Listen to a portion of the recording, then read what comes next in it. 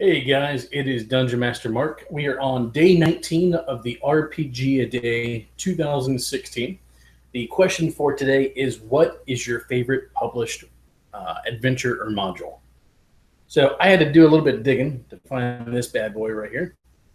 Paizo's No Response from Dietmar. So I believe this was put out, 2012 or 2013? Let me see if it says. 2012.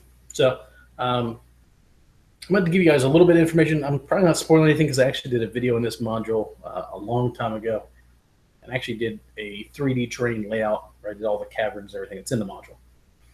But my favorite module by far that Paizo's ever put out, probably even first edition, second edition, even third edition adventures. This was probably my favorite one I've ever ran, and I'll tell you guys why. There's a couple things in this module that are really, really unique. The number one is there is a couple encounters where you fight Darrow that have a particular poison where if you get attacked and hit by them, you have a saving throw versus poison, and it basically wipes your mind. You have amnesia for the past 8 hours. So the first time we ran it, the party made it on the island, and I was basically telling them, they need to give me an idea of how long it takes them in between encounters. Like, if you guys going to rest, how long are you going to rest for? If you're doing something in between doing this and that, how long is it going to take? So they get to the island where this setting happens. They find some clues. They go to the cavern.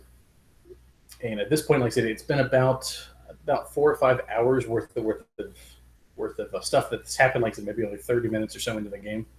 They get attacked. The Darrow aren't trying to kill them.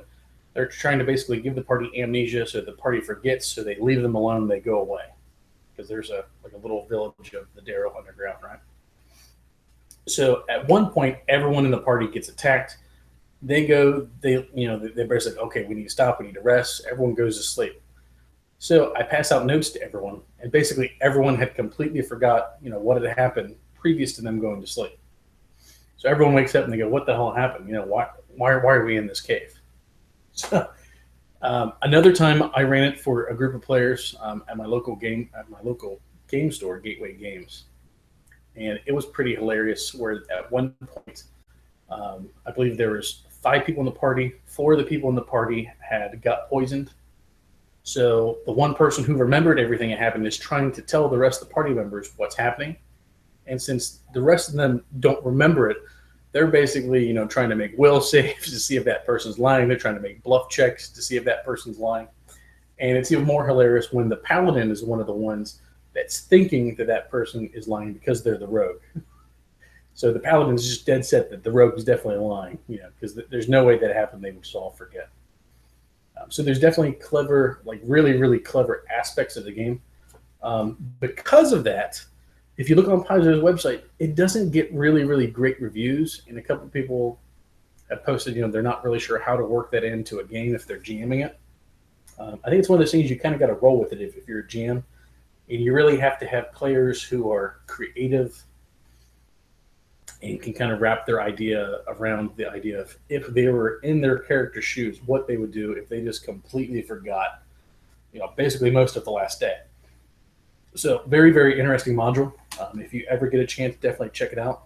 If I remember, I'll put a link in the video below. And I'll also put one of the little cards up in the corner with the link to the review I did on it, and it shows some of the train I did for it. But I love this module.